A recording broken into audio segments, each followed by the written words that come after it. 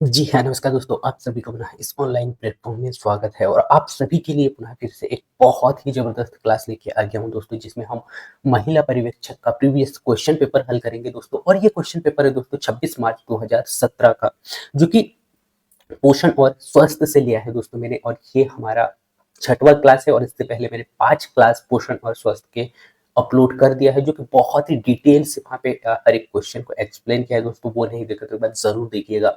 और इस क्लास में भी हम एक-एक क्वेश्चन को बहुत ही डिटेल से देखेंगे और डिटेल से नहीं बल्कि हम उस क्वेश्चन का पूरा निचोड़ देखने वाले हैं, ताकि जो टॉपिक से आपसे क्वेश्चन पूछा गया है, उस टॉपिक को कहीं और से आपको पढ़ने की ज़रूरत ना हो। और ये क्लास एक प्रकार से आपका रिवीजन क्लास होगा दोस्तों, जो कि आप जो एग्ज़ाम देने वाले हो, उसके लिए बहुत सारे क्वेश्चन तैयार करके देगा। सो इस क्लास को शुरू से लास्ट तक ज़रूर देखिएगा दोस्तों।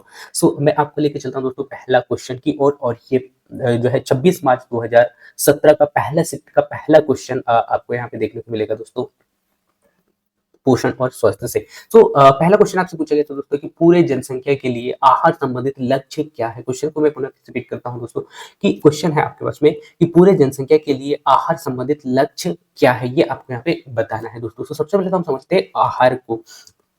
तो आहार क्या होता है दोस्तों? आहार एक प्रकार से हम कह सकते हैं कि जो भोजन के रूप में हम जो आवश्यक पोषक तत्वों को ग्रहण करते हैं, जिसका यानी कि जिसका हमारे शरीर में बहुत अति आवश्यक होता है, जिससे हमारा स्वास्थ्य अच्छा रहता है। साथ ही साथ जो है ऊर्जावान जैसे जो तत्व हमें मिलते हैं, वो कहाँ से मिलते हैं? पोषक तत्व से, यानी पोषक तत्व के रूप में हम ग्रहण करते हैं, ठीक है? वो चाहे प्रोटीन हो या विटामिन हो, ठीक है? तो इन सबका सेवन हम किस माध्यम से करते हैं? पोषण के माध्यम से करते हैं। और पोषण क्यों आवश्यक है? सुपोषण यानी कि हमारे स्वास्थ्य के लिए आवश्यक होता है और ऊर्जावान होता है, यानी कि जितने भी जो जैविक प्रक्रियाएं हमारे शरीर में होती है दोस्तों, वो किसके माध्यम से होती है? भोजन के माध्यम से। और जो पोषक जो होता है, पोषक तत्व हम भोजन के माध्यम से ग्रहण करते हैं, ठीक है? तो ये आपको यहाँ पे समझ में आया, पोषण, ठीक है?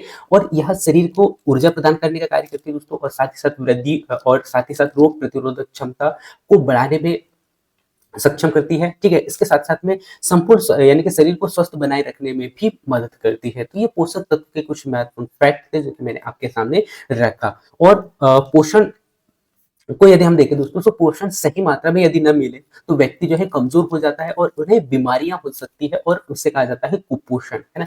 कुपोषण जैसी जो बहुत सारी जो समस्याएँ होती हैं, वो होने की संभावना यहाँ पे बढ़ जाती है।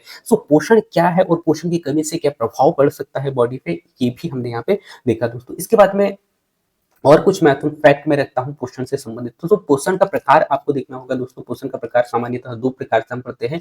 पहला अच्छा पोषण। अच्छा पोषण क्या कौन-सा पोषण दोस्तों? जब शरीर में हम सभी आवश्यक पोषक तत्वों का संतुलन यदि हम पर्याप्त मात्रा में ले रहे हैं, तो वो क्या कहलाता है? अच्छा पोषक तत्व। और यहीं पे यदि हम बात करें दोस्तों खराब पोषक तत्व की, यानी कि जिसमें यानी कि हम जो भोजन ग्रहण कर रहे हैं, उसमें पर्याप्त मात्रा में पोषक तत्व नहीं है, तो वो क्या कहलाएगा? खराब पोषक तत्व, ठीक है? तो इस प्रकार से पोषण को 2 प्रकार से बाँटा जाता है। ये भी आपको यहाँ पे याद रखना है, क्योंकि मैंने इस क्लास में पूरा-पूरा प्रयास यही किया है कि उस टॉपिक को मैं पूरा क्लियर करके आपके सामने रख दूँ, ताकि आपको और कहीं से पढ़ने की ज़रूरत ना हो, या फिर आपने पहले से पढ़ रखा है तो आपका इस प्रकार से रिवीजन हो कि यदि इस टॉपिक से कोई भी क्वेश्चन आपको एग्जाम में देखने को मिले, तो आप बहुत ही इजीली हल कर पाओ। और इसके बाद में हम नेक्स्ट पॉइंट यहाँ पे देखेंगे दोस्तों, शरीर के लिए पोषक तत्वों का जो है आवश्यक, वो हम यहाँ पे देख लेते हैं कि कौन-कौन से पोषक तत्व हमारे शरीर के लिए आवश्यक होते हैं। सबसे पहले तो आपको याद रखना होगा दोस्तों कार्बोहाइड्रेट, क्योंकि कार्बोहाइड्रेट एक ऐसा पोषक तत्व होता है जो कि शरीर को ऊर्जा देने का कार्य करता है।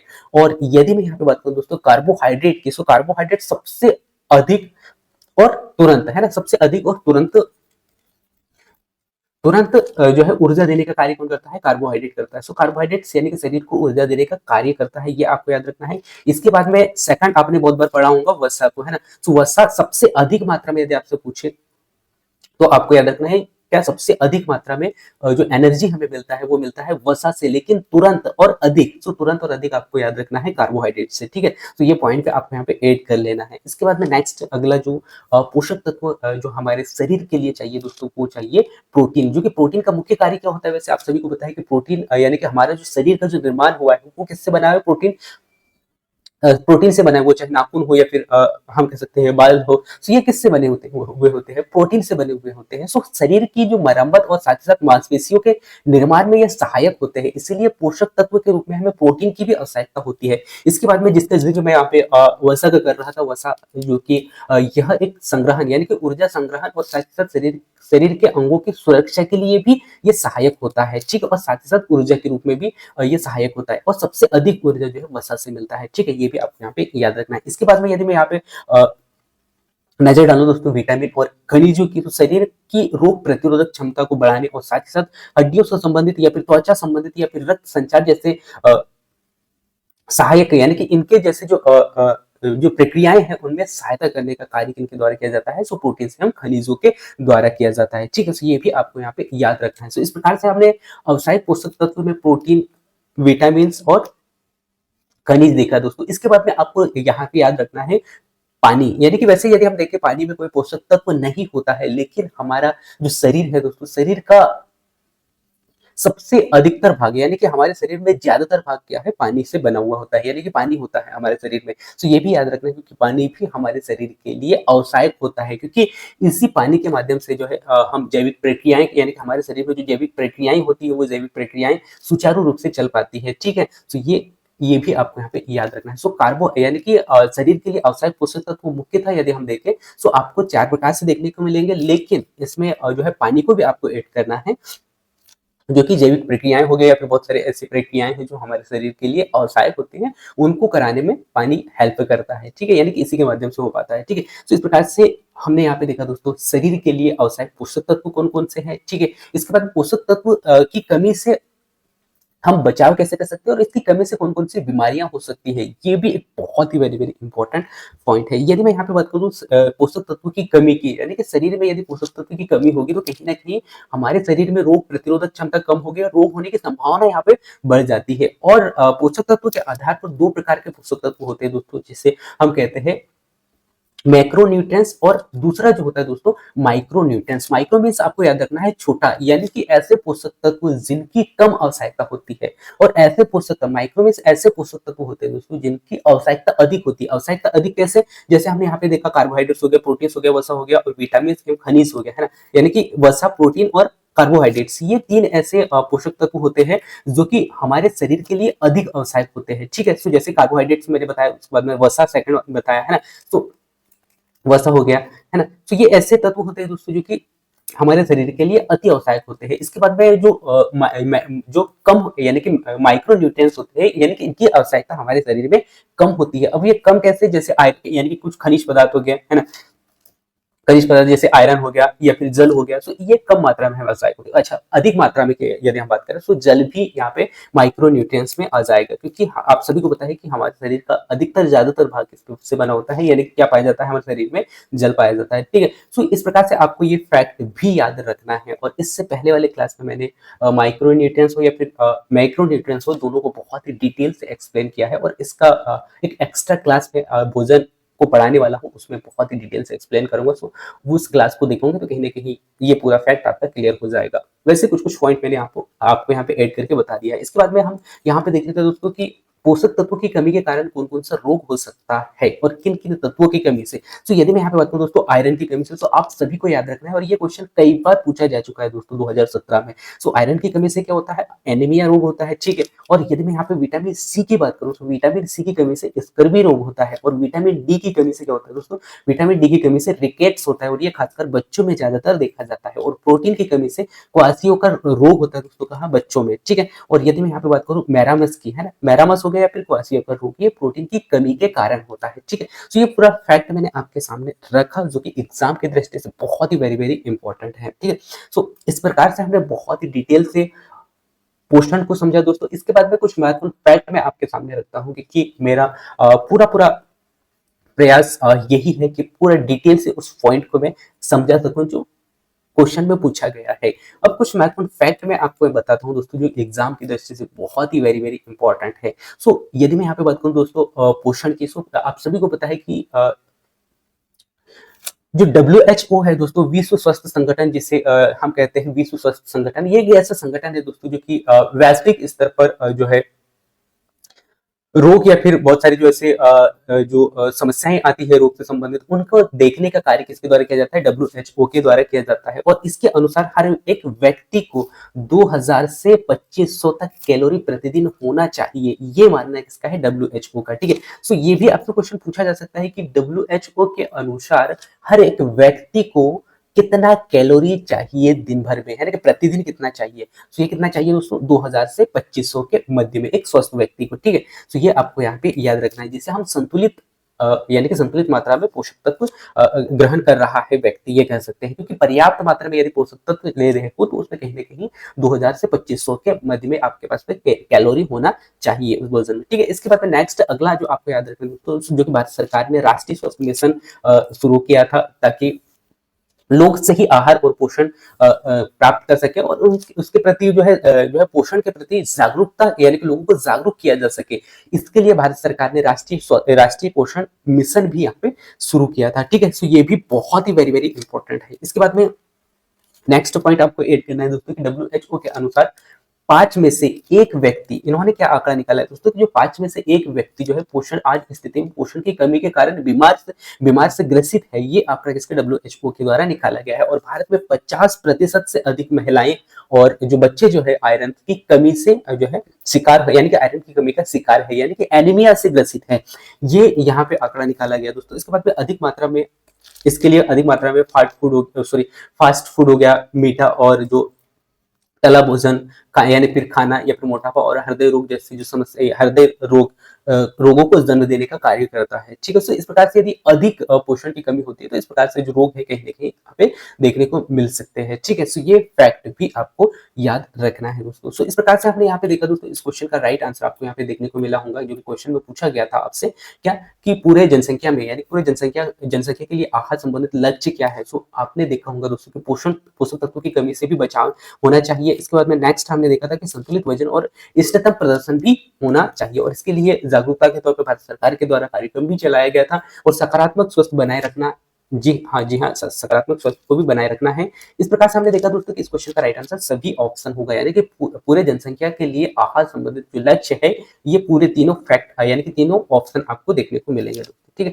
इस प्रकार से इस क्वेश्चन का राइट आंसर डी ऑप्शन हो गया। इसके बाद में नेक्स्ट अगला क्वेश्चन आपकी स्क्रीन पे आ चुका है दोस्तों। नेक्स्ट अगला क्वेश्चन आप देख पा रहे होंगे, प्रसवकालीन देखभाल कब शुरू होता है। क्वेश्चन आपसे पूछा गया दोस्तों, प्रसवकालीन देखभाल कब शुरू होता है। तो इस क्वेश्चन का राइट आंसर आपको यहाँ पे बताना है। सबसे पहले मैं आपको यहाँ पे रूबरू कराता हूँ दोस्तों प्रसव काल से कि ये क्या है और इसके कितने स्टेज होते हैं, क्योंकि मैं हर एक क्वेश्चन को बहुत ही डिटेल से आपको एक्सप्लेन करूंगा। हो सकता है क्लास थोड़ा सा लंबा हो, लेकिन आपको पूरा पूरा फैक्ट एक ही क्लास में देखने को मिलेगा, यानी कि उस क्वेश्चन का पूरा निचोड़ में आपको उसी क्वेश्चन में दूंगा, है ना। यदि मैं यहाँ पे बात करूँ दोस्तों प्रसव काल की, तो प्रसव काल क्या होता है दोस्तों, जब गर्भवती महिला या फिर कोई महिला जो है गर्भवती होती है, या फिर गर्भवती महिला का शरीर जो है शिशु के, यानी कि शिशु को जन्म देने के लिए तैयार होती है, तो उस कंडीशन में हम कहते हैं प्रसव काल, है ना।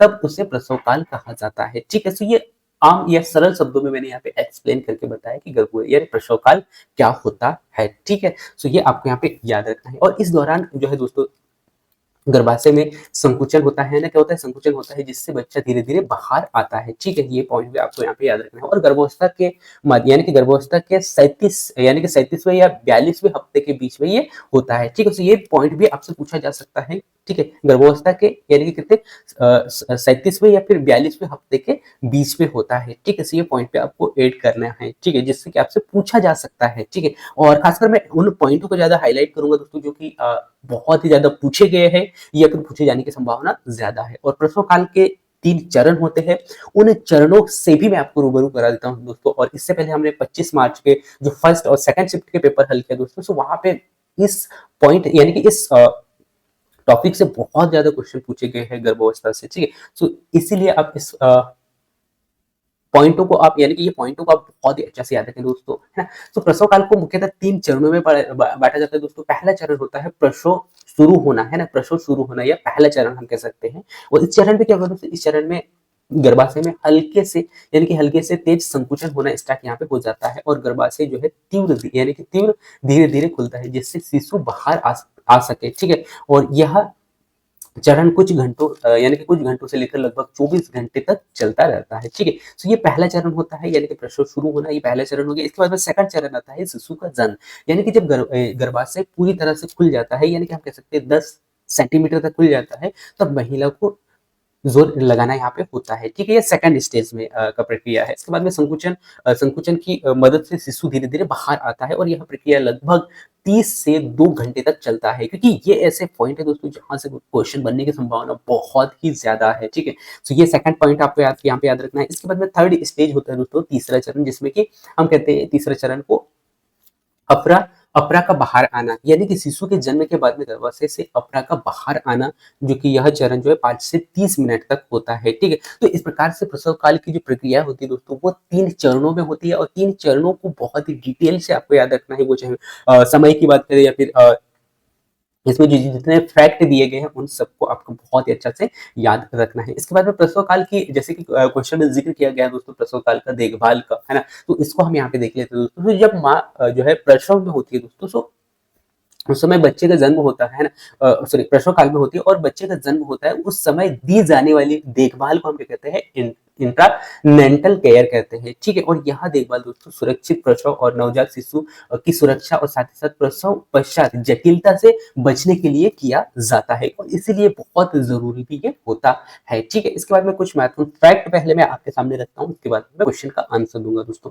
तो यदि मैं यहाँ पे बात करूँ दोस्तों WHO की, क्योंकि ये एक ऐसा क्लास है दोस्तों, पोषण और स्वास्थ्य, जिसमें कि पूरा वैश्विक स्तर पर देखरेख करने का जो कार्य है वो WHO का है। तो आपको हर एक क्वेश्चन में WHO से रिलेटेड फैक्ट देखने को मिलेंगे। और मैं ये कहता हूँ दोस्तों कि यदि आप ये पूरा क्लास को देखते हो ना, तो कहीं ना कहीं WHO का क्वेश्चन आपको बहुत सारे देखने को मिलेंगे, और हर एक क्वेश्चन में WHO जुड़ा हुआ है, ठीक है। जैसे कि आप यहाँ पे देख पा रहे होंगे कि WHO के अनुसार हर डिलीवरी के लिए यानी कि एक प्रशिक्षित डॉक्टर का या नर्स का होना बहुत ही जरूरी है। ये मान्यता किसका है, WHO का। और भारत में जननी सुरक्षा योजना भारत सरकार के द्वारा ये चलाया गया था, और ये गरीब यानी कि गरीब महिलाओं को अस्पताल तक मुफ्त पहुंचाने, यानी कि अस्पताल में पहुंचाकर मुफ्त डिलीवरी की सुविधा देने के लिए ये शुरू किया गया था, ठीक है। तो ये भारत सरकार के द्वारा कौन सा योजना शुरू किया गया था दोस्तों, तो आपको याद रखना है, जननी सुरक्षा योजना, ठीक है। इसके बाद में मातृ मृत्यु दर को कम करने के लिए सरकार ने सुरक्षा प्रसव केंद्र भी बनाए हैं दोस्तों, ठीक है। तो ये भी आपको याद रखना है। और भारत में लगभग 20% से ज्यादा डिलीवरी जो है सिजेरियन सेक्शन द्वारा किए जाते हैं, और संक्रमण और रक्त स्त्राव ही प्रसव के दौरान मृत्यु के सबसे बड़े कारण बन रहे हैं, ठीक है। तो ये पॉइंट पे आपको यहाँ पे ऐड करना है, क्योंकि आपसे पूछा जा सकता है कि प्रसव के दौरान मृत्यु यानी कि मृत्यु का सबसे बड़ा कारण क्या बन रहा है, तो संक्रमण, रक्त स्त्राव, ठीक है। तो ये पॉइंट आपको ऐड करना है। और यानी कि भारत में लगभग 20% से ज्यादा जो डिलीवरी है सिजेरियन सेक्शन के द्वारा हो रहे हैं, ये भी आपको यहाँ पे याद रखना है दोस्तों। सो इस प्रकार से इस क्वेश्चन का पूरा फैक्ट मैंने आपके सामने रखा प्रसव काल से रिलेटेड, ठीक है। सो इस प्रकार से इस क्वेश्चन का राइट आंसर आपको यहाँ पे देखने को मिला होगा दोस्तों। इस क्वेश्चन का राइट आंसर आपको यहाँ पे बताना है, ठीक है, जिसमें कि हम यहाँ पे ऑप्शन देखते हैं। सो पहला ऑप्शन आप देख पा रहे होंगे दोस्तों, प्रसव और प्रसव उत्तर अवधि के दौरान, यानी कि प्रसव काल की देखभाल कब होना चाहिए, तो आपने यहाँ पे देखा दोस्तों क्वेश्चन डिटेल में, प्रसव और प्रसवोत्तर अवधि के दौरान, ठीक है। इस प्रकार से इस क्वेश्चन का राइट आंसर आपको मिल चुका होगा दोस्तों, ठीक है। इसके बाद मैं नेक्स्ट अगला क्वेश्चन को लेकर चलता हूं दोस्तों, और नेक्स्ट अगला क्वेश्चन आपके स्क्रीन पे आ चुका है। क्वेश्चन है दोस्तों, हेपेटाइटिस बी किस कारण से होता है। अब हम यहाँ पे समझेंगे दोस्तों हेपेटाइटिस, पहले तो हम समझते हैं हेपेटाइटिस को, उसके बाद में हम देखेंगे इस क्वेश्चन का राइट आंसर, ठीक है। सो हेपेटाइटिस बी क्या है दोस्तों, हेपेटाइटिस बी एक प्रकार का वायरल संक्रमण है। क्या है, एक प्रकार से वायरल संक्रमण रोग होता है दोस्तों, जो लिवर यानी कि हम कह सकते हैं यकृत को प्रभावित करने का कार्य करता है। सो या तो आपसे क्वेश्चन पूछा जा सकता है कि हेपेटाइटिस बी यानी कि हेपेटाइटिस बी जो है के माध्यम से हम हमारे शरीर में कौन सा अंग प्रभावित होता है, या हेपेटाइटिस बी किस अंग को प्रभावित करता है, तो आपको याद रखना है लिवर या फिर यकृत को, है ना। तो ये पॉइंट भी आपको ऐड करना है, जो कि मैंने यहाँ पे बता दिया है। इसके बाद में हेपेटाइटिस बी जो है दोस्तों एक प्रकार का क्या है, वायरस है, यानी कि हम कह सकते हैं ये एचबी वायरस के कारण होता है। किसके कारण होता है, ये भी मैंने आपको यहाँ पे बता दिया है, हेपेटाइटिस बी वायरस के यानी कि एचबी वायरस के कारण होता है, ठीक है। इसके बाद में यह संक्रमण दोस्तों संक्रमित रक्त या फिर वीर्य और अन्य शारीरिक द्रव्यों के संपर्क के कारण आने से फैलता है, ठीक है। तो संक्रमण का कारण भी मैंने यहाँ पे बता दिया है, जो कि संक्रमण का कारण जो है खासकर संक्रमित रक्त के माध्यम से या फिर जो है वीर्य और साथ ही साथ अन्य शारीरिक द्रव्यों के संपर्क में आने से ये फैलता है। और अगर यह संक्रमण लंबा समय तक रहा दोस्तों तो कहीं ना कहीं लिवर सिरोसिस और साथ ही साथ लिवर कैंसर जैसी जो समस्या है यहाँ पे आ सकती है। ठीक है, तो इस प्रकार से हमने हेपेटाइटिस बी को समझा दोस्तों। हेपेटाइटिस बी क्या है, किस कारण होता है, कौन से वायरस के कारण होता है, ये पूरा फैक्ट मैंने आपके सामने रखा। इसके बाद में आपको इतने में संतुष्ट नहीं होना है, हेपेटाइटिस बी कैसे फैलता है, क्योंकि मैं पूरा पूरा पॉइंट आपके सामने रखने वाला हूं। तो सबसे पहले हम यहाँ पे देखते हैं हेपेटाइटिस बी कैसे फैलता है। तो पहला तो संक्रमित सुई और रक्त के माध्यम से। कैसे, अगर कोई व्यक्ति संक्रमित व्यक्ति के खून यानी कि संक्रमित व्यक्ति को खून इंजेक्शन या फिर ब्लड ब्लड ब्लड ट्रांसफ्यूजन से संपर्क यानी कि के संपर्क में आता है और उन्हें हेपेटाइटिस बी हो सकता है, तो संक्रमित व्यक्ति के खून से दूषित दूषित टेटू बनाने वाले उपकरण या फिर जो सोविन ब्लेड के उपयोग से भी ये फैलता है। तो ये कुछ महत्वपूर्ण कारण थे जो कि सुई हो गया या फिर रक्त के माध्यम से फैल सकते हैं। तो आपको याद रखना है, जो टेटू बहुत सारे लोग टेटू बनवाते हैं, तो कहीं ना कहीं यदि कोई संक्रमित व्यक्ति है उसको पहले लगाया गया है, बनवाया वो उसको बनाया गया है, इसके बाद में दूसरा जो स्वस्थ व्यक्ति है उसको बनाया जाता है, तो कहीं ना कहीं उस व्यक्ति से दूसरे व्यक्ति में फैल सकता है। ठीक है, तो ये आपको यहाँ पे ये याद रखना है। जिसमें कि खून जैसे ब्लड दिया जाता है तो उसमें भी जो है हेपेटाइटिस बी होने की संभावना है। यानी कि कोई ऐसा व्यक्ति है जो हेपेटाइटिस बी से संक्रमित है, यानी कि उसे हेपेटाइटिस बी है और किसी स्वस्थ व्यक्ति को दिया जाता है उसका ब्लड, तो कहीं ना कहीं उसको भी हो सकता है। इसके बाद में इंजेक्शन जो सुई लगाया जाता है वो उसी व्यक्ति को लगाया गया था जो संक्रमित था और स्वस्थ व्यक्ति को लगाया जाएगा तो उसको भी होने की संभावना यहाँ पे बढ़ जाती है। तो इस प्रकार से हेपेटाइटिस बी फैलता है, पहला पॉइंट याद रखना है। इसके बाद में मां से नवजात शिशु में भी ये फैलता है। यदि कोई गर्भवती महिला यानी कि हेपेटाइटिस बी से संक्रमित है तो कहीं ना कहीं बच्चे को भी जन्म के समय यह संक्रमण होने की संभावना बढ़ जाती है। ठीक है, इसके बाद में असुरक्षित यौन संबंध जैसे जो कार्य होते हैं इनसे भी कहीं ना कहीं हेपेटाइटिस बी होने की संभावना बढ़ जाती है दोस्तों। ठीक है, तो ये भी आपको याद रखना है। इसके बाद में संक्रमित उपकरणों का उपयोग, यानी कि यदि कोई मेडिकल उपकरण जैसे कि सुई हो गया या फिर ऑपरेशन हो रहा है और वही ऑपरेशन कोई संक्रमित व्यक्ति को किया गया था और यदि उसी यानी कि उससे उपकरण के माध्यम से किसी और दूसरे स्वस्थ व्यक्ति का जो है ऑपरेशन या फिर सुई लगाया जाता है तो कहीं ना कहीं उससे भी हेपेटाइटिस बी होने की संभावना बढ़ जाती है। ठीक है, तो ये आपको यहाँ पे याद रखना है दोस्तों। तो इस प्रकार से सामान्यतः जो हेपेटाइटिस बी होने का कारण तीन से चार कारण हमें देखने को मिलते हैं। उन सबको मैंने बहुत ही डिटेल से आपको यहाँ पे बताया दोस्तों। इसके बाद में इससे रिलेटेड कुछ महत्वपूर्ण फैक्ट मैं आपके सामने रखता हूं दोस्तों। और जैसे कि मैंने स्टार्ट में ही आपको बताया है कि हर एक क्वेश्चन में WHO आएगा, क्योंकि WHO विश्व स्तर पर स्वास्थ्य संबंधित समस्याओं को देखने का कार्य करता है और उसका जो है समाधान करने का भी कार्य करता है। ठीक है, तो WHO के अनुसार यहाँ पे माना गया दोस्तों कि दुनिया भर में लगभग 296 मिलियन लोग जो है आज हेपेटाइटिस बी से संक्रमित है। ठीक है, तो ये पॉइंट पे आपसे पूछा जा सकता है जो कि बहुत ही वेरी वेरी इंपॉर्टेंट है। ठीक है, तो जो है यानी कि WHO के अनुसार हेपेटाइटिस बी से संक्रमित जो लोग हैं दोस्तों लगभग दुनिया में इन्होंने माना है 296 मिलियन लोग। ठीक है, और भारत में हर साल यदि हम यहाँ पे कहें तो भारत का आंकड़ा जो यहाँ पे निकाला गया दोस्तों वो निकाला गया 10 लाख से ज्यादा नए मामले आते हैं। और हेपेटाइटिस बी का टीका सबसे प्रभावी तरीका है और इस बीमारी से बचाव भी यानी कि इससे बचाव का भी है। ठीक है, तो ये भी आपको यहाँ पे याद रखना है। और संक्रमण यानी कि संक्रमित रक्त चढ़ाने से पहले HBsAg टेस्ट यहाँ पे कराया जाता है ताकि संक्रमण फैले ना। ठीक है, यानी कि संक्रमण को फैलने से रोका जा सके। और 90% नवजात शिशुओं को संक्रमित मां से जन्म में यानी कि जन्म लेते ही हो जाता है। ठीक है, उनमें हेपेटाइटिस बी का संक्रमण कहीं ना कहीं काफी ज्यादा जो है ज्यादा संभावना उनमें होने की संभावना रहती है। ठीक है, तो इस प्रकार से पूरा फैक्ट मैंने आपके सामने रखा दोस्तों। अब हम यहाँ पे देखते हैं क्वेश्चन का राइट आंसर। सो आपने देखा दोस्तों कि जो हेपेटाइटिस बी किस कारण होता है ना। आपने यहाँ पे देखा दोस्तों किसके कारण होता है, संक्रमित सुई के कारण होता है, ना कि मल के कारण होगा, ना ही प्रदूषित जल के कारण होगा, ना ही भोजन के कारण होगा। ठीक है, इस क्वेश्चन का राइट आंसर थर्ड ऑप्शन होगा। ठीक है, इसके बाद में नेक्स्ट अगला क्वेश्चन आपके स्क्रीन पे आ चुका है दोस्तों। क्वेश्चन आपसे पूछा गया कि यानी कि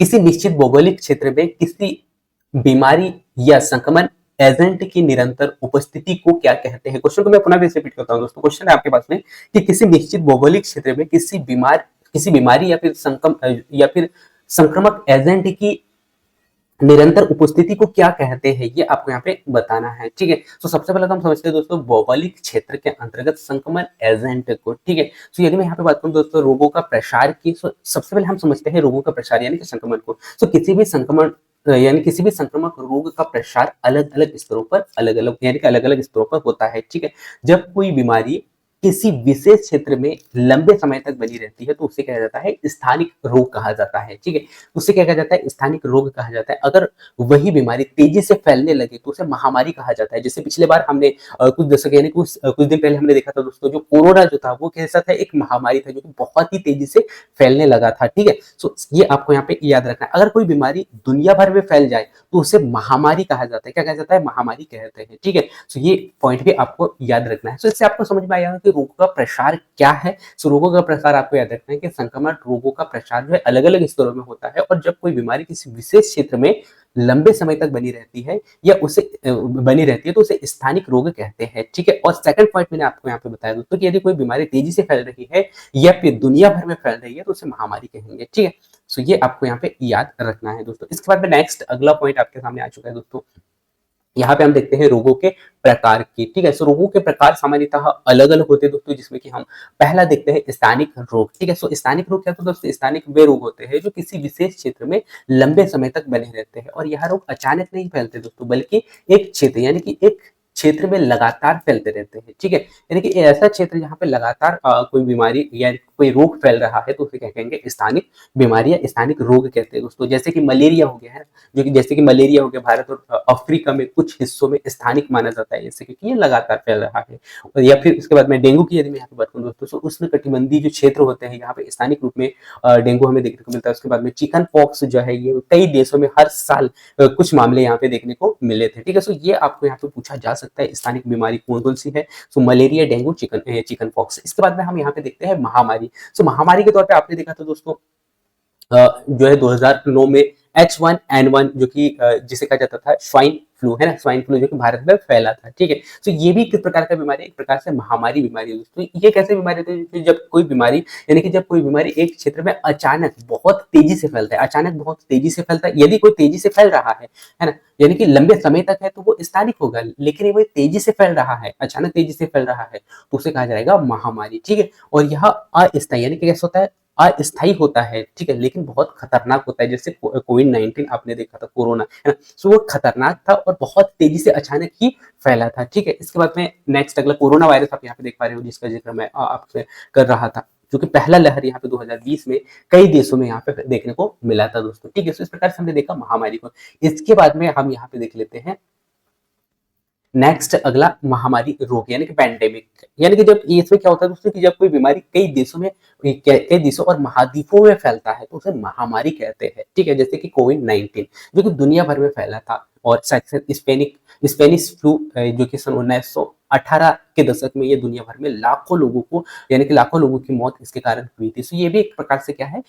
सो आपको याद रखना है महामारी है। ठीक है, सो महामारी पैंडेमिक। ठीक है, सो ये भी आपको याद रखना है दोस्तों। इस प्रकार से हमने रोगों के पूरे प्रकार यहाँ पे देखा दोस्तों। इसके बाद में कुछ फैक्ट मैं आपके सामने लेके आया हूँ दोस्तों। सो WHO के अनुसार यदि मैं यहाँ पे बात करूँ दोस्तों, सो भारत में मलेरिया, डेंगू और चिकन पॉक्स स्थानिक रोग माना जाता है। ठीक है, तो ये भी आपसे क्वेश्चन पूछा जा सकता है कि मैंने तीनों पॉइंट यानी कि रोगों के प्रकार बताया। अब उसमें आपको याद रखना है कि भारत में मलेरिया, डेंगू और जो चिकन पॉक्स है दोस्तों, इससे क्या माना जाता है? स्थानिक माना जाता है। ठीक है, इसके बाद में WHO कहता है कि यदि कोई बीमारी स्थानिक से महामारी बनते जाए यानी कि बन जाए तो यह एक यानी कि गंभीर सार्वजनिक स्वास्थ्य समस्या बन सकती है। ठीक है, ये भी याद रखना है। इसके बाद में कोविड-19 अब तक कई देशों में स्थानिक बीमारी यानी कि कैसा स्थानिक बीमारी बनने की ओर बढ़ रही है। ठीक है, और भारत में राष्ट्रीय मलेरिया उन्मूलन कार्यक्रम जो है चलाया गया था दोस्तों, और चलाया गया था ताकि 2030 तक मलेरिया को पूर्ण रूप से खत्म किया जा सके। अब यहाँ पे आपसे क्वेश्चन किस प्रकार से पूछा जा सकता है? पहला तो आपको याद रखना कि राष्ट्रीय मलेरिया उन्मूलन कार्यक्रम जो है, इसकी समापन यानी कि इसका जो इसे पूर्ण रूप से खत्म करने का जो लक्ष्य कब तक रखा गया है? तो 2030 तक। ये पॉइंट भी आपको याद रखना है। ठीक है, सो इस प्रकार से हमने इस क्वेश्चन का पूरा डिटेल देखा दोस्तों। रोग से संबंधित जितने भी फैक्ट थे उनको मैंने बहुत ही डिटेल से आपके सामने रखा। अब हम यहाँ पे देखते हैं इस क्वेश्चन का आंसर, जिसमें कि आपसे क्वेश्चन पूछा गया था कि किसी निश्चित भौगोलिक क्षेत्र में किसी बीमारी या संक्रमक एजेंट का निरंतर उपस्थित होना क्या कहलाता है? ठीक है, सो ये क्या होगा दोस्तों? इस क्वेश्चन का राइट आंसर क्या होगा? सो आपने देखा दोस्तों महामारी, स्थानिक वाहक संक्रमण या फिर संक्रमकता का अवधि। सो इस क्वेश्चन का राइट आंसर आप दीजिएगा कि क्या होगा। सो ये क्या है दोस्तों? स्थानिक। ठीक है, क्या है? स्थानिक। भौगोलिक क्षेत्र में संक्रमक या फिर निरंतर यदि हो रहा है, बार-बार यदि निरंतर हो रहा है, तो वो क्या कहलाएगा? संक्रमण यानी कि स्थानिक होगा, जो कि पूरा प्रकार तो मैंने आपके सामने रखा दोस्तों, ठीक है? सो इस प्रकार से इस क्वेश्चन का राइट आंसर मिल चुका होगा दोस्तों। इसके बाद में नेक्स्ट अगला क्वेश्चन आपके स्क्रीन पे आ चुका है दोस्तों। क्वेश्चन आपसे पूछा गया है कि कौन-सा विटामिन आयरन के अवशोषण में मदद करता है? क्वेश्चन को मैं पुनः रिपीट करता हूँ कि कौन-सा विटामिन जो है आयरन के अवशोषण में मदद करता है? इस क्वेश्चन का राइट आंसर आपको यहाँ पे बताना है। सबसे पहले तो मैं आपको यहाँ पे आपका डाउट क्लियर करता हूँ, आयरन क्या है, ठीक है? सो आयरन के बारे में हम यहाँ पे देख लेते हैं। सो आयरन क्या है दोस्तों, वो हम यहाँ पे देखते हैं। सो आयरन एक खनिज होता है दोस्तों, जो कि जिसमें शरीर यानी कि जो शरीर में हीमोग्लोबिन बनाने का कार्य करता है, ठीक है? सेकंड और बहुत ही वेरी वेरी इंपॉर्टेंट पॉइंट है, आपसे पूछा जा सकता है कि आयरन क्या है? खनिज है, जो कि शरीर में आयरन का क्या कार्य है? तो हीमोग्लोबिन बनाने का कार्य करता है, ठीक है? यानी कि हीमोग्लोबिन बनाने में सहायक होता है, बनाने के लिए जरूरी होता है। और हीमोग्लोबिन क्या है दोस्तों? हीमोग्लोबिन आपको आपने कई दफा पढ़ा होगा कि हीमोग्लोबिन जो है हमारे शरीर में जो ब्लड होता है हमारा, उसे लाल करने में सहायता करता है। यानी कि हमारा जो शरीर रेड दिख रहा है, रेड है, तो वो किस कारण है? हीमोग्लोबिन की उपस्थिति के कारण होता है, ठीक है? यानी कि प्रोटीन यानी कि हमारे खून में मौजूद वह प्रोटीन होता है दोस्तों, जो ऑक्सीजन को शरीर के विभिन्न भागों तक पहुंचाने का कार्य भी करता है। कौन? हीमोग्लोबिन, ठीक है? तो सेकंड पॉइंट ये याद रखना है। और अगर शरीर में आयरन की कमी हो जाती है, तो खून की कमी हम कह सकते हैं, खून की कमी हो जाती है, जिससे कमजोरी, थकान और चक्कर आना जैसी जो समस्याएं हैं वो हमें देखने को मिल सकती है। तो अब यहाँ पे कौन कौन से पॉइंट याद रखना है आपको? पहला तो आपको ये फर्स्ट पॉइंट याद रखना है कि आयरन यानी कि आयरन एक खनिज है, कह रही है तो ठीक है। और खनिज यानी कि आयरन का मुख्य कार्य आपसे पूछा जा सकता है, तो हीमोग्लोबिन को बनाने का कार्य करता है। सेकंड जो इसका कार्य होता है दोस्तों हीमोग्लोबिन का, वो होता है सॉरी हीमोग्लोबिन का जो कार्य होगा वो होगा क्या? ऑक्सीजन को शरीर के सभी अंगों तक पहुंचाना, ठीक है? ये क्या करता है? हीमोग्लोबिन ऑक्सीजन को सभी अंगों तक पहुंचाने का कार्य करता है, ठीक है? इस प्रकार से हमने यहाँ पे आयरन को समझा दोस्तों, और आयरन से हीमोग्लोबिन बना, और हीमोग्लोबिन को भी मैंने आपको यहाँ पे डिटेल से एक्सप्लेन किया। और इसकी कमी से कौन कौन से रोग होने की संभावना बढ़ सकती है, वो भी मैंने आपके सामने यहाँ पे रखा। इसके बाद में आयरन के कुछ प्रकार मैं आपके सामने रखता हूँ दोस्तों। तो पहला है हिम आयरन, जो कि हिम आयरन के जो तत्व होते हैं दोस्तों, स्त्रोत हम कह सकते हैं, मांस हो गया, अंडा, मछली इत्यादि में जो है हिम आयरन पाया जाता है, और इससे आसानी से अवशोषित किया यानी कि अवशोषित कर सकता है, ठीक है? उसके बाद में नेक्स्ट आता है दोस्तों नॉन हिम आयरन, जो कि आपसे पूछा जा सकता है। इसीलिए मैं आपके सामने एक एक पॉइंट को बहुत ही डिटेल से समझाने का प्रयास कर रहा हूँ दोस्तों। सो हिम या मैं ये कह सकता हूँ कि नॉन हिम आयरन ये जो होता है, यह इसके जो स्रोत है दोस्तों, पालक, दाल, सूखे मेवे, उसके बाद में जो है साबुत अनाज इत्यादि में ये नॉन हिम आयरन पाया जाता है दोस्तों। लेकिन इसे अवशोषित करने के लिए शरीर में विटामिन सी की आवश्यकता होती है, जबकि हमने यहाँ पे देखा था दोस्तों हिम आयरन, यानी कि इसे क्या किया जाता है, हमारे शरीर यानी कि इसे आसानी से अवशोषित हम कर सकते हैं। लेकिन जो नॉन आयरन जो होता है ना दोस्तों, इसे हम आसानी से ग्रहण नहीं कर सकते, आसानी से अवशोषित नहीं कर सकते, है ना?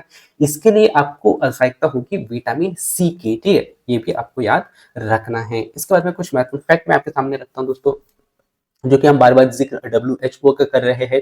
तो यहाँ पे भी WHO ने कहा है दोस्तों कि दुनिया भर में लगभग 30% लोग जो है आज आयरन की कमी से पीड़ित है ना? ये आंकड़ा किसके द्वारा निकाला गया है? WHO के द्वारा। और भारत में 50% से अधिक महिलाएं और बच्चों में ये कमी खासकर ज्यादातर देखने को मिली है, जिसका कारण एनीमिया के शिकार हुए हैं, ठीक है? और इसका जो खास स्रोत जो हम कह सकते हैं दोस्तों, ये है संतरा, नींबू, आंवला, टमाटर और शिमला मिर्च में यानी कि पर्याप्त मात्रा में विटामिन सी पाया जाता है, क्योंकि विटामिन सी की आवश्यकता होगी, क्योंकि यदि आपको नॉन हिम आयरन का अवशोषण करना है, तो इसके माध्यम से करेंगे विटामिन सी के माध्यम से। और विटामिन सी किस में पाया जाता है? खासकर संतरा, नींबू, आंवला, टमाटर, शिमला मिर्च इत्यादि में, ठीक है? तो ये पॉइंट भी मैंने यहाँ पे ऐड कर दिया है, ठीक है?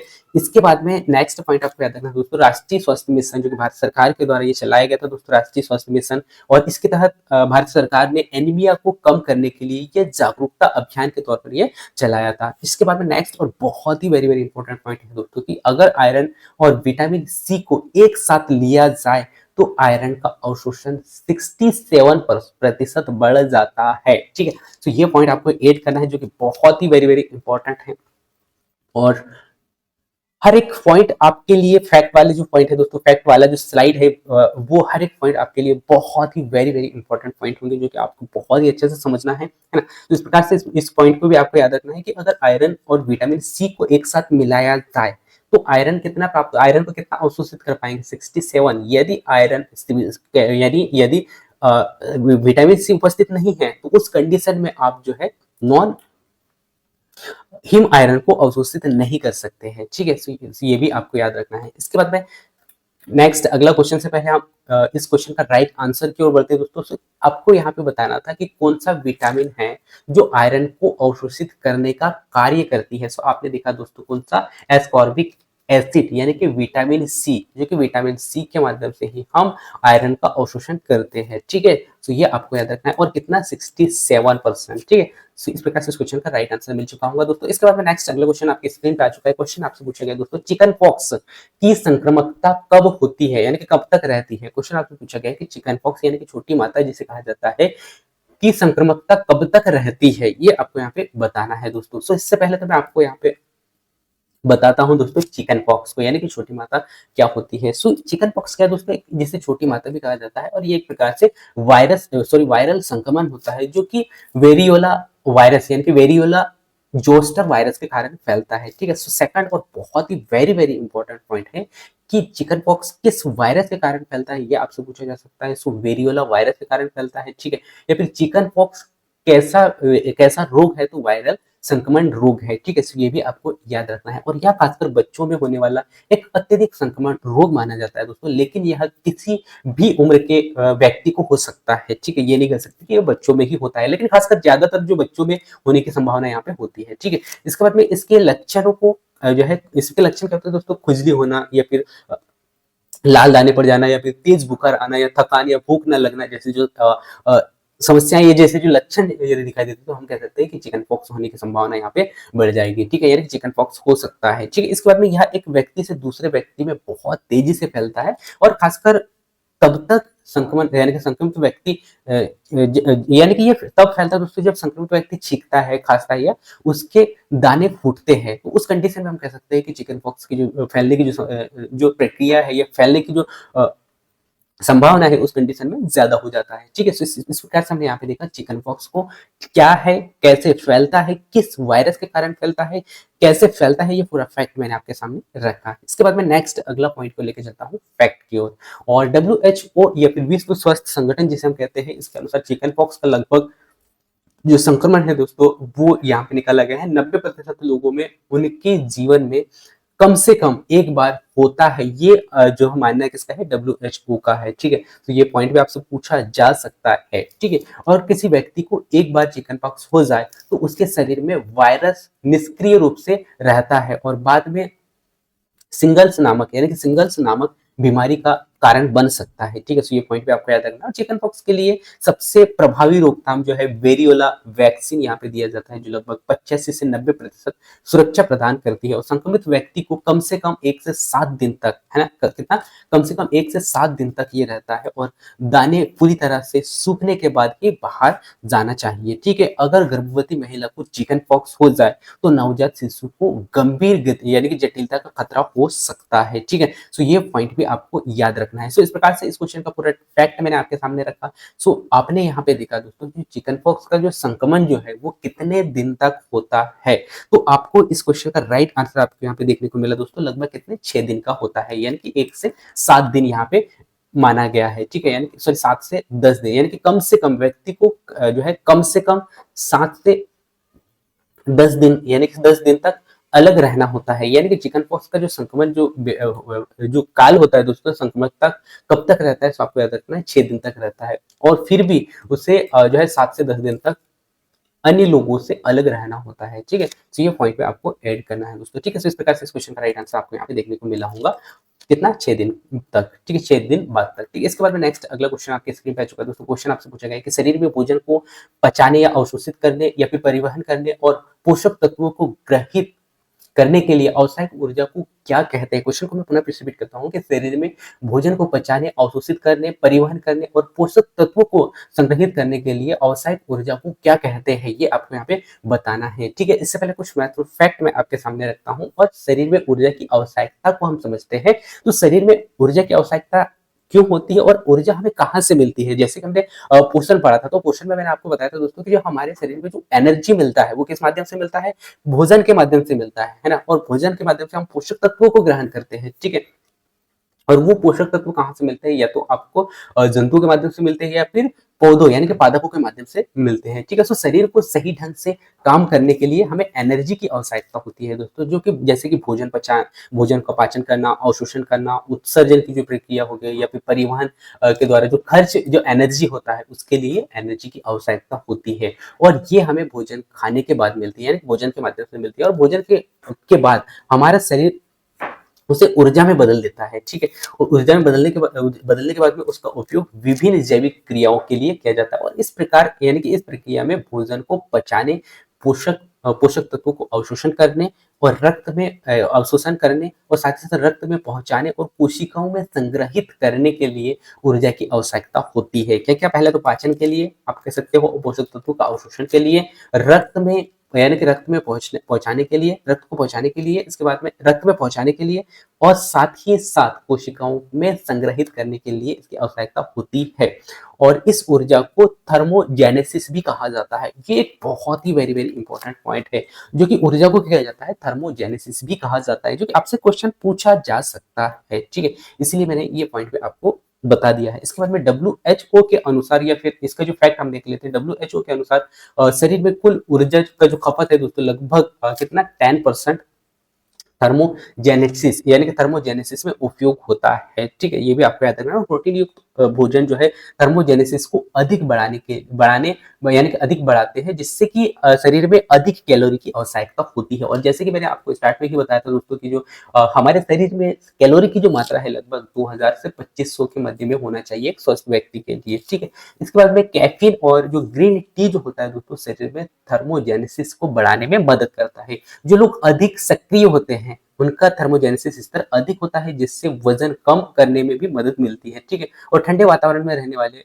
यानी कि रहने वाले शरीर अधिक थर्मोजेनेसिस उत्पन्न करता है, जिससे शरीर का तापमान संतुलन रहता है, यानी कि तापमान कैसा रहता है, संतुलित रहता है। ठीक है, तो ये फैक्ट भी आपको यहाँ पे याद रखना है दोस्तों। तो इस प्रकार से आपने यहाँ पे देखा कि शरीर में भोजन को पचाने और अवशोषित करने और परिवहन करने के लिए पोषक तत्वों को संग्रहित करने के लिए आवश्यक ऊर्जा को क्या कहा जाता है। ठीक है, तो आपने देखा दोस्तों यहाँ पे क्या कहा जाता है, थर्मोजेनेसिस। ठीक है, तो ये आपको यहाँ पे याद रखना है दोस्तों। ठीक है, इसके बाद में नेक्स्ट अगला क्वेश्चन आपके स्क्रीन पे आ चुका है दोस्तों। क्वेश्चन आपसे पूछा गया है कि शिशु में निर्जलीकरण की स्थिति में ग्लूकोज जो है क्यों दिया जाता है। क्वेश्चन को मैं पुनः रिपीट करता हूँ कि शिशु में निर्जलीकरण की स्थिति में ग्लूकोज क्यों दिया जाता है। ठीक है, तो ये आपको यहाँ पे बताना है। इससे पहले तो हम समझते हैं दोस्तों निर्जलीकरण को, जिससे कि आपका क्वेश्चन बहुत आसान हो जाएगा। निर्जलीकरण क्या होता है दोस्तों? निर्जलीकरण तब होता है जब शरीर में पानी और इलेक्ट्रोलाइट्स यानी कि हम कह सकते हैं कि खनिज लवण की कमी होती है, उस कंडीशन में क्या कहा जाता है, निर्जलीकरण कहते हैं। ठीक है, सो उस यानी कि निर्जलीकरण को मैंने क्या एक्सप्लेन करके बताया दोस्तों, निर्जलीकरण तब होता है जब शरीर में पानी की मात्रा या फिर पानी और इलेक्ट्रोलाइट्स, अब ये इलेक्ट्रोलाइट्स बहुत सारे लोग कंफ्यूज होंगे। सो इलेक्ट्रोलाइट्स वो होता है जो खनिज लवण की जो मात्रा में यानी कि इनकी कमी हो जाती है, उसे कहा जाता है इलेक्ट्रोलाइट्स। तो इनकी कमी हो जाती है, उस समय हम कहते हैं क्या, निर्जलीकरण हो रहा है। ठीक है, और यह स्थिति डायरिया, उल्टी, अधिक पसीना या फिर पर्याप्त मात्रा में पानी ना पीने के कारण होता है। ठीक है, तो ये कारण भी मैंने आपको यहाँ पे बता दिया है। ठीक है, इसके बाद में शिशु और छोटे बच्चे और सबसे अधिक जो जोखिम यानी कि छोटे बच्चे और शिशुओं में सबसे अधिक जोखिम हो सकता है, क्योंकि इनके शरीर में पानी की मात्रा अधिक होती है और ये जल्दी निर्जलीकरण हो सकते हैं। ठीक है, तो ये भी आपको यहाँ पे याद रखना है। ठीक है, तो ये कुछ महत्वपूर्ण फैक्ट थे दोस्तों जो कि आपको याद रखना है। इसके बाद में हम WHO के द्वारा जो यहाँ पे निर्जलीकरण के बारे में बताया गया उसको भी हम यहाँ पे देख लेते हैं दोस्तों। सो WHO के अनुसार निर्जलीकरण की स्थिति में लगभग यानी कि में ORS देने यानी कि ORS देने से 90% मामले में जान बचाई जा सकती है, ये मानना WHO का है। और ORS में क्या पाया जाता है, ग्लूकोज, सोडियम, पोटेशियम क्लोराइड इत्यादि यहाँ पे पाया जाता है। ठीक है, ये फैक्ट भी आपको याद रखना है। ठीक है, और भारत सरकार ने राष्ट्रीय बाल स्वास्थ्य कार्यक्रम के तहत शिशुओं में निर्जलीकरण से बचाव के लिए वो RS और साथ साथ जिंक सप्लीमेंट देने की सलाह दी है। अब यहाँ पे बहुत ही वेरी वेरी इंपॉर्टेंट पॉइंट निकल के सामने आता है कि भारत सरकार ने जो राष्ट्रीय बाल स्वास्थ्य कार्यक्रम चलाया था। अब यह आपसे ये पूछा जा सकता है कि भारत सरकार ने राष्ट्रीय बाल स्वास्थ्य कार्यक्रम चलाया था, उसके तहत क्या देने की यानी किस लिए ये चलाया था, उसको निर्जलीकरण को बचाने के निर्जलीकरण के बचाव के लिए चलाया गया था, या फिर आपसे पूछा जा सकता है इसके माध्यम से क्या दिया जा रहा था। सो ORS ORS और साथ साथ जिंक देने की सलाह यहाँ पे दी जा रही थी। और डायरिया से हर साल दुनिया भर में लगभग 5 लाख से अधिक बच्चों की मौत हो रही है, ये मानना है, ठीक है। और लेकिन ORS के उपयोग से कहीं ना कहीं ये काफी हद तक रोका गया है इसको। और निर्जलीकरण के लक्षणों में शुष्क मुंह, यानी कि शुष्क मुंह हो जाना, या फिर डूबती आंखें, या फिर रोते समय आंसू ना आना, ये जो लक्षण है कहीं ना कहीं हमें दिखाई देते हैं, ठीक है। तो इस प्रकार से इस क्वेश्चन का राइट आंसर आपको यहाँ पे देखने को मिला होगा दोस्तों, निर्जलीकरण का। तो निर्जलीकरण में जो है निर्जलीकरण की स्थिति में ग्लूकोज क्यों दिया जाता है, तो आपको यहाँ पे इस क्वेश्चन का राइट आंसर मिला होगा दोस्तों, जो कि निर्जलीकरण क्यों दिया जाता है, ठीक है। तो जिसमें कि आपने देखा कि सोडियम के अवशोषण के लिए दिया जाता है, या फिर ऊर्जा के स्रोतों के लिए दिया जाता है, या फिर स्वाद के लिए दिया जाता है। बल्कि यहाँ पे इस क्वेश्चन का राइट क्या आंसर क्या होगा दोस्तों, शिशु को निर्जलीकरण के लिए यहाँ पे कोई ऑप्शन आपको दिखाई नहीं दे रहा है। क्यों दिया जाता है, क्यों, मैंने आपको यहाँ पे बताया दोस्तों क्यों दिया जाता है ना। इसके बाद में पूरा फैक्ट मैंने आपके सामने रखा, ठीक है। और जो है निर्जलीकरण के दौरान जो आप ये याद रखना है कि जो ORS हो गया या फिर जिंक देने की सलाह यहाँ पे दी जाती है, ये क्वेश्चन आपसे पूछा जा सकता है, ठीक है। और इस प्रकार से मैंने पूरा फैक्ट मैंने आपके सामने रखा दोस्तों, ठीक है। इसके बाद में नेक्स्ट अगला क्वेश्चन आपके स्क्रीन पे आ चुका है दोस्तों। इस क्वेश्चन का राइट आंसर आपको समझ में आ गया होगा, मैं ऐसा आशा करता हूँ। इसके बाद में नेक्स्ट अगला क्वेश्चन आपके स्क्रीन पे आ चुका है। यदि महिलाओं का बॉडी मास इंडेक्स, यानी कि केजी, जिसे कहा जाता है BMI, बॉडी मास इंडेक्स, यानी कि केजी स्क्वायर से अधिक हो, तो इसका क्या संकेत है। इससे पहले वाला क्लास यदि आपने देखा होगा तो उसमें मैंने बॉडी मास को बहुत ही डिटेल से एक्सप्लेन किया है, क्या होता है और कितना होना चाहिए, पूरा डिटेल से मैंने वहां पे एक्सप्लेन किया है दोस्तों। वो नहीं देखा तो एक बार जरूर देख लीजिएगा, जिससे कि आपको इस क्वेश्चन का राइट आंसर और साथ ही साथ बॉडी मास इंडेक्स क्या है वो आपको यहाँ पे देखने को मिलेगा, ठीक है। तो सबसे पहले तो हम समझते हैं दोस्तों बॉडी मास इंडेक्स क्या है, ठीक है। तो ये क्या होता है दोस्तों, बॉडी मास इंडेक्स एक प्रकार से हम गणना कह सकते हैं दोस्तों, जो यह बताती है कि किसी व्यक्ति का वजन, यानी कि किसी व्यक्ति का वजन उसकी लंबाई के अनुसार सही है या नहीं है, ये दर्शाने के लिए क्या किया जाता है दोस्तों, ये पता करने के लिए बॉडी मास इंडेक्स से हमें गणना करना होता है, ठीक है। तो ये आपको यहाँ पे याद रखना है दोस्तों, बॉडी मास इंडेक्स क्या है और इसका मुख्य कार्य क्या है, ये आपको यहाँ पे देखने को मिला होगा। इसका मुख्य कार्य क्या है दोस्तों, ये हम कह सकते हैं एक प्रकार से गणना पद्धति है दोस्तों, जो किसी व्यक्ति की यानी किसी व्यक्ति का वजन और उसकी लंबाई के अनुसार सही है या नहीं है, ये हमें बताता है, ठीक है। सो ये भी आपको यहाँ पे याद रखना है दोस्तों, ठीक है। और इसका जो फॉर्मूला, या हम कह सकते हैं कि इसका जो गणना के लिए जो सूत्र यहाँ पे दिया गया दोस्तों, उसको भी आपको अच्छा से देख लेना है, जो कि आपसे पूछा जा सकता है, ठीक है। सो उसको भी आपको समझना है, ठीक है। तो इसे आप देख लीजिएगा, ठीक है।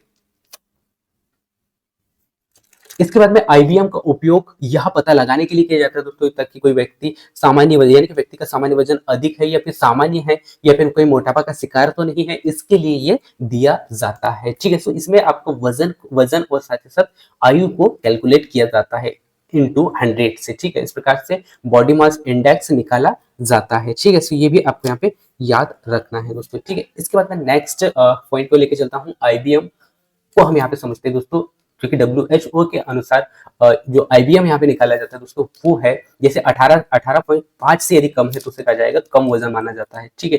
और 18.5 से 24.9 के मध्य में है तो उसे कहा जाता है सामान्य वजन, और ये सामान्य व्यक्ति के लिए अच्छा माना जाता है। इसके बाद में 25 से 29.9 के मध्य में है तो वो कहा जाएगा दोस्तों अधिक वजन, जो कि मोटापा का शिकार, यानी कि अधिक वजन माना जाएगा, ठीक है। लेकिन यार 30 से अधिक हो जाता है तो उसे मोटापा कह सकते हैं, ठीक है। तो ये पॉइंट भी आपको याद रखना है। और जो फर्स्ट शिफ्ट और सेकंड शिफ्ट में यहाँ से क्वेश्चन पूछा जा चुका है, जो कि सामान्य वजन कितना होता है ये आपसे पूछा गया था, इसलिए इस पॉइंट को भी अच्छा से याद रखना है दोस्तों। इसके बाद में कुछ फैक्ट मैं आपके सामने रख रहा हूँ दोस्तों। यदि मैं यहाँ पे बात करूँ दोस्तों विश्व स्वास्थ्य संगठन की, तो इसके अनुसार दुनिया भर में 1.9 अरब से अधिक लोग जो है अधिक वजन या फिर मोटापे का शिकार हो रहे हैं, और भारत में 20% से अधिक महिलाएं अधिक वजन का या फिर मोटापा से ग्रसित है। और मोटापे के कारण जो है दोस्तों हृदय रोग या फिर टाइप बी डायबिटीज और साथ साथ रक्तचाप जैसी जो प्रमुख कारण यहाँ पे हमें देखने को मिलती है। और स्वास्थ्य संगठन के अनुसार BMI बनाए रखने के लिए संतुलित आहार और नियमित व्यायाम करना आवश्यक है। ये माना जाता है दोस्तों। और भारत सरकार ने इसके लिए फिट इंडिया मूवमेंट के तहत लोगों को स्वस्थ वजन यानी कि स्वस्थ और वजन बनाए रखने के लिए जागरूक करने के लिए ये चलाया था, क्या, फिट इंडिया मूवमेंट। ठीक है, सो ये भी आपको यहाँ पे याद रखना है। सो इस प्रकार से इस क्वेश्चन का राइट आंसर आपको यहाँ पे देखने को मिला होगा दोस्तों कि यदि किसी महिला का बॉडी मास इंडेक्स कितना से अधिक है तो इसे क्या माना जाता है, यानी कि 25 से अधिक है तो उसे क्या माना जाएगा। ठीक है, तो आपने देखा दोस्तों यहाँ पे जो 25 से अधिक जो है, 25 से अधिक है तो उसे कहा जाता है अधिक वजन। ठीक है, यानी कि 25 माइनस 29 यानी कि 25 या फिर 29.9 से है तो उसे क्या माना जाएगा, अधिक माना जाएगा। ठीक है, अति पोषण माना जाएगा, क्या माना जाएगा, अति पोषण माना जाएगा। ठीक है, तो ये भी आपको यहाँ पे याद रखना है दोस्तों। ठीक है, अच्छा, अधिक बीएम, अब यहाँ पे इन्होंने माना है दोस्तों महिलाओं के लिए, क्वेश्चन पूछा गया है महिलाओं के लिए। जी हाँ, महिलाओं के लिए यदि है तो सामान्य से अधिक माना जाएगा, यानी कि अति पोषण माना जाएगा। ठीक है, तो ये आपको यहाँ पे याद रखना है दोस्तों। ठीक है, यानी कि पहला ऑप्शन इस क्वेश्चन का राइट आंसर हो गया।